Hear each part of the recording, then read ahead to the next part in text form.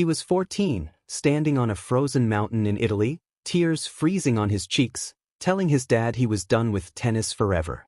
The same kid who just crushed a 720 over a 40-foot kicker was ready to trade rackets for twin tips and never look back.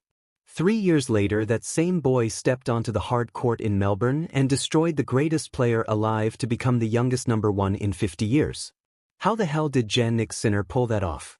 Most people think he just woke up one day and decided to dominate. Wrong. The real story starts on the slopes of Val Gardena, where a tiny red-headed demon was already pulling double corks before he could spell his last name. Secret number 1. Explosive power nobody in tennis had ever seen. While other juniors were grinding baseline rallies, Sinner was launching 30 feet in the air, learning how to absorb massive impact and redirect force. Every landing on ice was secretly building the fastest legs on tour. Coaches later measured his ground reaction force and almost fell over. He wasn't born with it.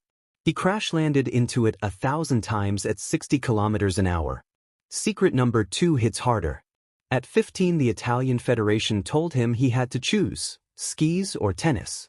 One path paid nothing, the other paid everything. He chose the racket but never let go of the mountain mindset. While Djokovic was doing yoga and Alcaraz was dancing on dirt, Sinner was in the gym doing single-leg pistol squats on a Bosa ball with his eyes closed, training the same ankle stability that kept him alive on Black Diamond Moguls. His movement coach still calls it skier feet.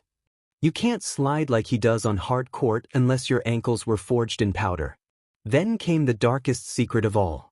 At 19, ranked outside the top 70, he lost 7 matches in a row and almost walked away again.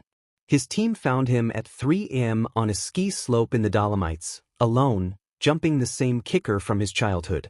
That night he made a promise: bring the mountain to the court.